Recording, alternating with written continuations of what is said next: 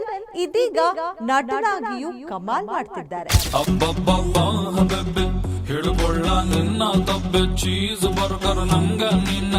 ತಮ್ಮ ಮದುವೆ ವದಂತಿ ಬಗ್ಗೆ ಕ್ಲಾರಿಟಿ ಕೊಟ್ಟಿದ್ದಾರೆ.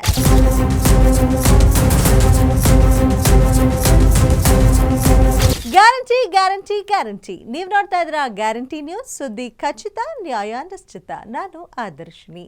ಕನ್ನಡದ ಸೆನ್ಸೇಷನಲ್ ರ್ಯಾಪರ್, ಸಂಗೀತ ಸಂಯೋಜಕನಾಗಿ, ಬರಹಗಾರ, ಗಾಯಕ ಕೂಡ ಆಗಿ ಮಿಂಚುತ್ತಿದ್ದ ಚಂದನ್ ಇದೀಗ ನಟನಾಗಿಯೂ ಕಮಾಲ್ ಮಾಡ್ತಿದ್ದಾರೆ. ಹೌದು, ಇತ್ತೀಚೆಗೆ ಚಂದನ್ನ ನಟನೆಯ ವಿದ್ಯಾರ್ಥಿನಿಯರೇ ಚಿತ್ರ ತೆರೆ ಕಂಡಿತ್ತು.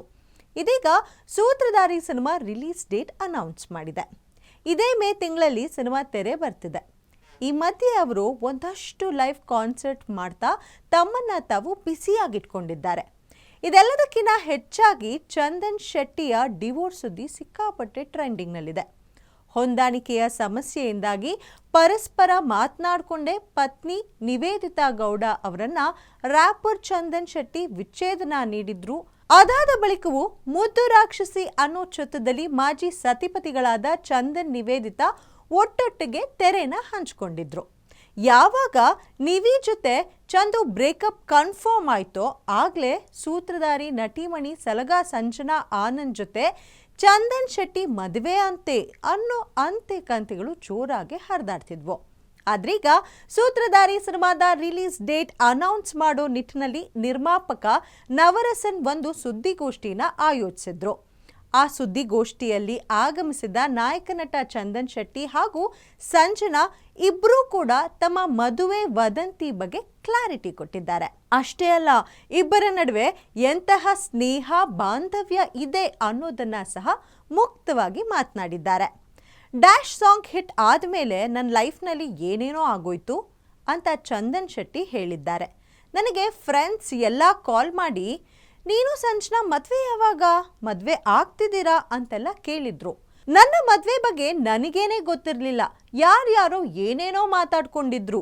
ಆದರೆ ನನ್ನ ಸಂಜನಾ ನಡುವೆ ಆ ಥರದ್ದು ಯಾವುದೇ ವಿಷಯ ಇಲ್ಲ ಅಂತ ಸೂತ್ರಧಾರಿ ಸಿನಿಮಾ ವೇದಿಕೆಯಲ್ಲಿ ಸ್ಪಷ್ಟಪಡಿಸಿದ್ದಾರೆ.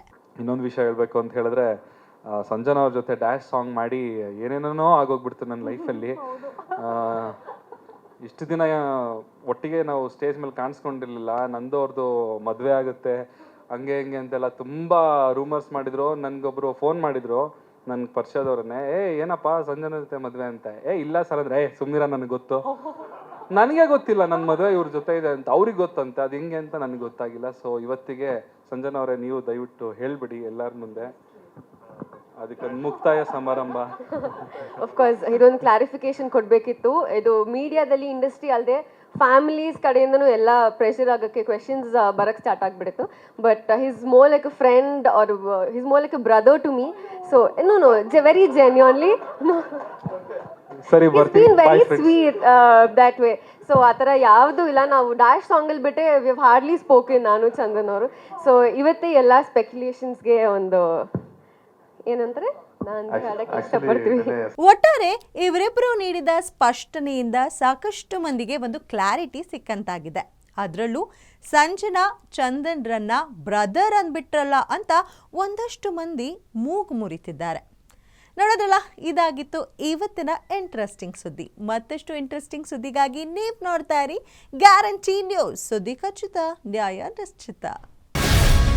ಗ್ಯಾರಂಟಿ ನ್ಯೂಸ್, ಸುದ್ದಿ ಖಚಿತ, ನ್ಯಾಯ ನಿಶ್ಚಿತ.